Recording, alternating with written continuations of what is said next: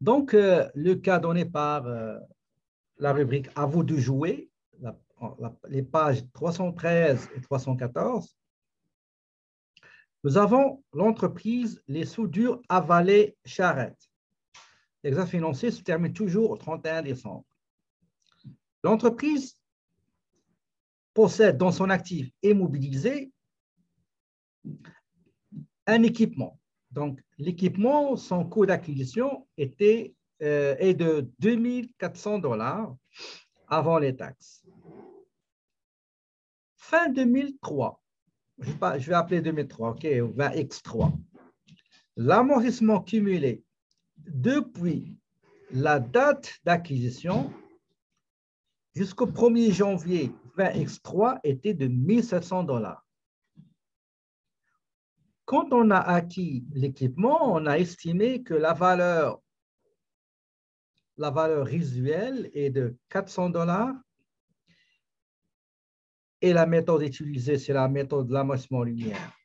Le 1er juillet 20X3, ça veut dire, durant l'année 20X3, on a possédé l'équipement uniquement 6 mois. Janvier 20X3, février 20X3, mars 20X3, avril 20X3, mai 20X3 et juin 20X3.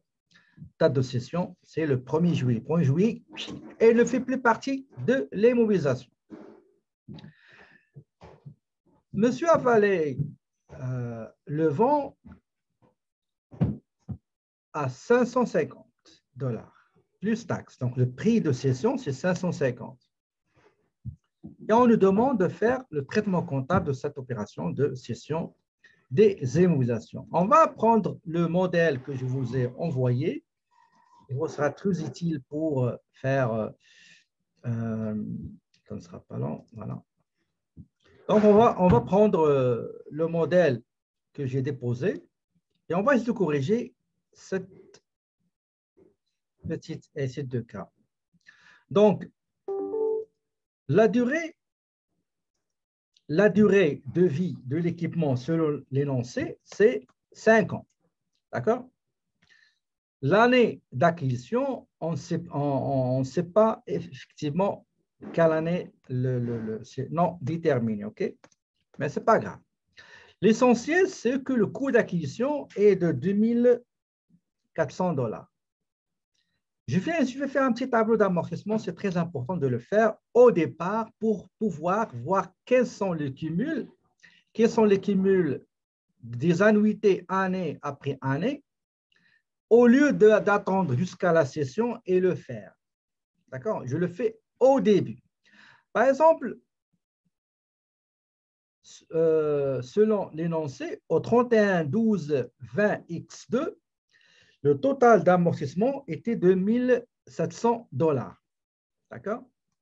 Au 31-12-20X2, c'est-à-dire avant l'année de cession, le cumul d'amortissement depuis, admettons, on l'a acheté le 1er janvier 1980. De 1980 jusqu'au 31-12-20X2, le cumul, le total des amortissements de chaque année égale 1 700. Maintenant, pour l'année qui suit 20X2, qui est 20X3, l'entreprise a vendu cet équipement, et précisément le 1er juillet 20X3. Qu'est-ce qu'il faut faire? Il faut calculer la part de l'amortissement relatif au mois d'utilisation de l'équipement avant sa cession, dans la date de cession, qui est 20X3. Donc, comme j'ai dit tantôt, on a utilisé l'équipement le premier durant janvier 20X3, toujours 20X3, c'est l'année de cession. Janvier 20X3, on l'a utilisé durant février 20X3, on l'a utilisé pendant mars 20X3, on l'a utilisé durant avril 20X3, on l'a utilisé en mai 20X3 et on l'a utilisé avant sa cession qui est le mois de juin, donc 6 mois. Donc, je sais que j'ai j'ai un coût d'acquisition qui est 2400 moins 400 qui est la valeur résiduelle. Je divise ça par 5 ans et ça va me donner pour 12 mois. D'accord? Ça va me donner pour 12 mois. Alors que moi, en 20x3, je ne l'ai pas utilisé, je n'ai pas utilisé l'équipement durant 12 mois. Je l'ai utilisé uniquement pendant 6 mois. Janvier, février, mars, avril, mai et juin. Donc, je dois calculer l'amortissement en 20x3 uniquement pour 6 mois sur 12 mois. Donc, multiplié par 6 mois d'utilisation sur 12 mois d'utilisation et ça me donne 200 $ pour les 6 premiers mois. D'accord? Très bien. Maintenant, à la date de la cession, depuis la date d'acquisition jusqu'à la date de cession, quel est le total de tous les amortissements de toutes les années entiers ou partiels? C'est 1700, qui est l'amortissement depuis la date d'acquisition jusqu'à l'année avant la cession, plus l'amortissement de l'année de cession, qui est de 100, donc c'est 1200. C'est là, je vous conseille de faire ça en premier. Un tableau, vous allez mettre les années, l'amortissement, et vous aurez les totaux à la fin. D'accord? Est-ce que vous avez compris, s'il vous plaît? Donc, maintenant, il me sera facile de continuer. Donc, la valeur résiduelle selon le cas, c'est 400 $. Maintenant, cumul amortissement au 31-12 20x2 égale celui-là, selon l'énoncé, 1700.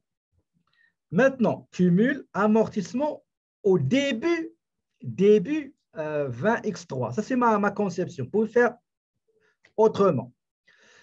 Donc, cumul amortissement au 1er janvier 20x3, c'est toujours celui-là. C'est tout à fait normal. OK? Le cumul amortissement avec lequel on a fini 20x2 sera départ pour 20x3. Date de cession de l'équipement. Date de cession de l'équipement, on ne dit que c'est le 1er juillet. OK? Donc, c'est le 1er juillet. Donc, le 1er juillet 20x3. Durée de possession ou d'utilisation au moins 6 mois. D'accord? 6 mois. Donc, on l'a utilisé uniquement 6 mois. Je vais ajouter ici 6 mois. Voilà. Maintenant, quel est l'amortissement de l'équipement durant l'année de cession qui est 20x3?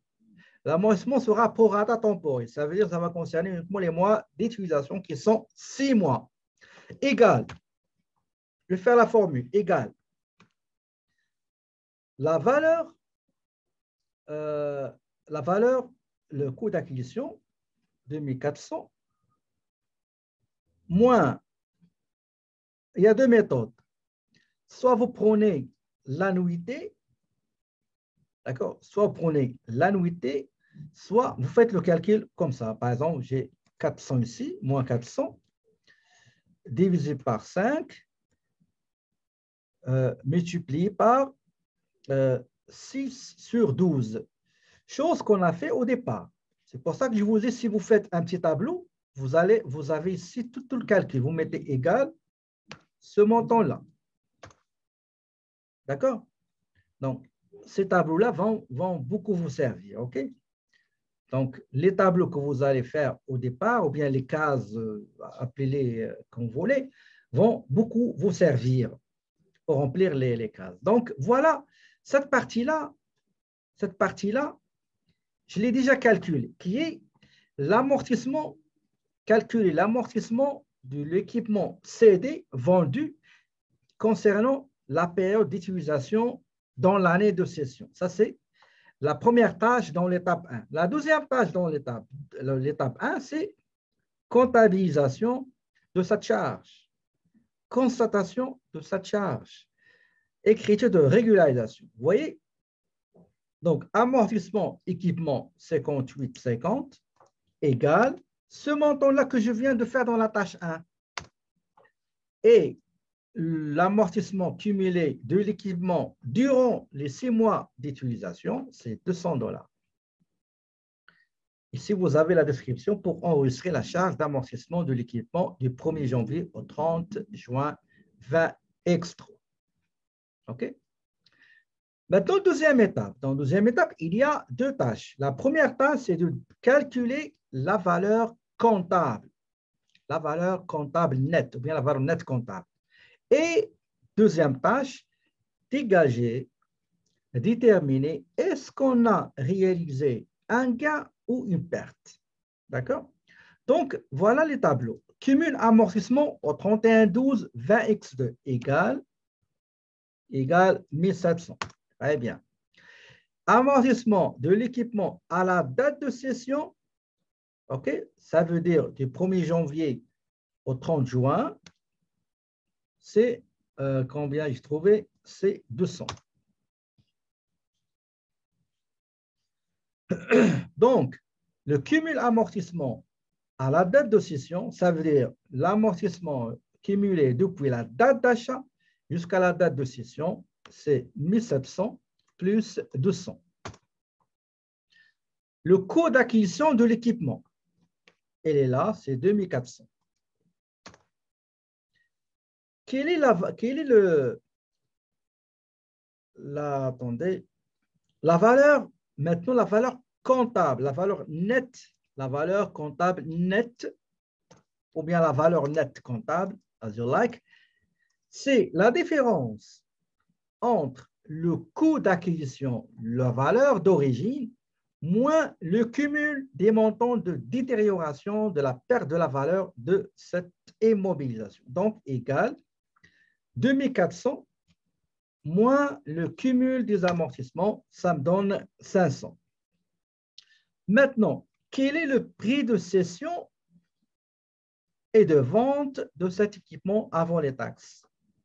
Égal, combien on l'a vendu à combien? Non, on ne l'a pas mis ici. OK. C'est très simple. Je viens ici, je vais mettre date de cession. Je vais mettre ici, je vais insérer une colonne ici. Et je vais mettre prix de cession inséré. Donc, ça ne sera pas long. Je vais mettre prix de cession, c'est-à-dire prix de vente avant taxe. Donc, c'est 550. D'accord? 550. Je descends en bas, je mets prix de cession égal le montant que je viens d'inscrire ici, 550. Maintenant, l'écart. L'écart entre, normalement, la valeur nette de l'équipement égale 500. Si on vend l'équipement avec un prix supérieur à 500, ben, on a un gain. Si le contraire, c'est-à-dire moins de 500, c'est une perte. Donc, égal 550 moins 50, eh ben, c'est un gain de $50. Ça, c'est l'étape 2. Maintenant, la dernière et la troisième étape qui comporte 3 tâches. Première tâche, comptabiliser la cession. Deuxième tâche, retirer, radier, enlever l'équipement des immobilisations, de poste des immobilisations. Troisième tâche, enlever le cumul d'amortissement, l'amortissement cumulé de l'équipement, il faut l'enlever, le retirer, le radier du poste immobilisation corporelle. OK? Donc, prêt de cession, je vais recommencer ça. Prêt de cession, vous pouvez ne pas l'utiliser, égal celui-là multiplié par 5%. Et là, ici, multiplié par 9,975%. Donc, montant de la vente, montant net, c'est 632,36. Coût d'acquisition, on a dit, c'est 200 2400. Amortissement cumulé à la date de vente, c'est 1900. Donc, la valeur comptable de l'équipement vendu, c'est 500. Donc, ici, j'ai un gain. D'accord? Ici, je vais faire les trois tâches dans une seule écriture. Donc, l'encaissement. Donc, j'ai encaissé 632,36. Amortissement cumulé. L'amortissement cumulé, normalement, toujours, il est au crédit. Vous avez le poste immobilisation débiteur, amortissement cumulé au crédit. Donc, la différence, ça donne équipement, la valeur nette, la valeur comptable nette de l'équipement. Donc, il est crédité pour le solder. Pour le retirer, le radier, je vais le mettre au débit. Donc, cumul amortissement, c'est 1900. Maintenant, pour l'équipement. Pour l'équipement, toujours avant amortissement cumulé, il est au débit. Maintenant, je vais le faire sortir du poste immobilisation corporelle. Le radier, l'enlever, le retirer. Donc, égal, toujours, s'il vous plaît, toujours, le coût d'acquisition, et non pas la valeur nette comptable, égal 2400 qui est coût d'acquisition. Et bien, 50, c'est un gain, donc la 46,40, 50 ici. La TPS déjà calculée, elle est là. La TVQ déjà calculée, elle est là. Et normalement, pour vérifier, je dois faire le total, juste les deux pour s'assurer que tout est correct. Effectivement, tout est correct. Et voilà, donc c'est la correction de manière très simple. Ça ne nous a même pas pris 10 minutes et on a rempli le tableau grâce à ce que vous allez faire au début pour gagner du temps et éviter la confusion, les erreurs, etc. Est-ce que vous avez des questions, s'il vous plaît, avant qu'on fasse autre chose?